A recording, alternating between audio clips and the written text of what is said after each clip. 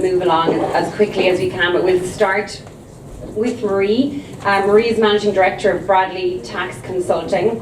She's the incoming president from September of the Irish Tax Institute and is an absolute expert in her field of private client taxation issues. She advises families and small private companies and high net worth individuals. I think would be really in a great position to give us an overview of the kind of tax issues that are current right now. And in particular, Marie is a recent graduate of our STEP diploma, so she knows exactly what we're all about. So thanks, Marie. Thank you very much. So good afternoon, everybody. I'm going to be quick. I wasn't told to be quick, but I get the impression that I kind of need to be. We're a little bit behind. So that's just an agenda of what I'm going to go through. So we'll just get on to the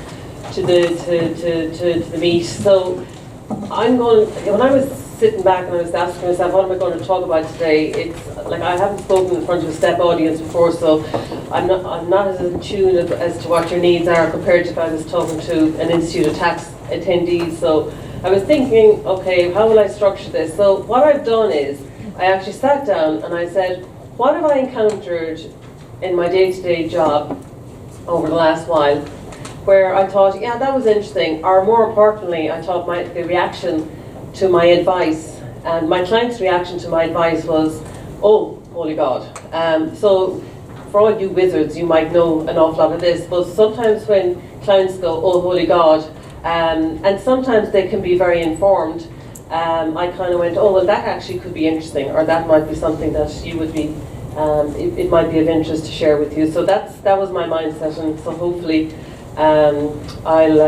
you'll find it interesting also.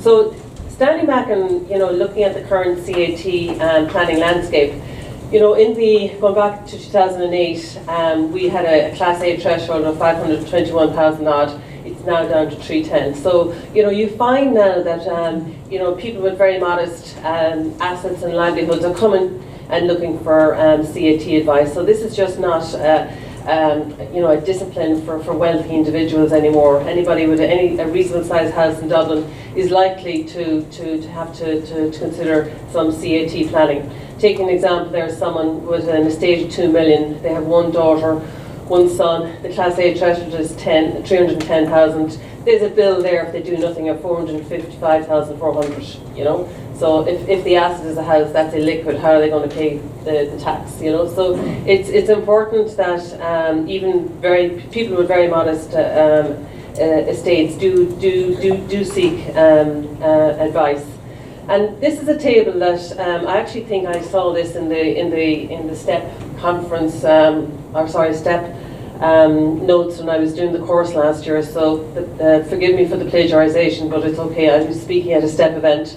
But this is actually a table that I think is very, very useful to put in front of a client when they're talking about when should I transfer assets? Should I transfer during my lifetime or during my death? And sometimes when you stand back and say, okay, well, if you transfer assets during your lifetime, you should think about capital gains tax, capital acquisition tax, and stamp duty. And if you wait till you die, there's no capital gains tax, and there's no stamp duty, and yes, there's CAT. And sometimes that can, depending on the type of assets and style of assets or whatever, that is actually very useful for clients to actually understand, oh yeah, I get it now. Okay, and it helps them try and understand the tax landscape. And when you talk to clients, they sometimes come to you and they want all the snazzy answers. And sometimes I go, just stop now for a moment. Let's just think about the basics first. What can we achieve if we just do some basic thinking about some basic planning ideas? So obviously the first thing is this, to the extent that people are married or in a civil partnership, leaving assets to your partner or your spouse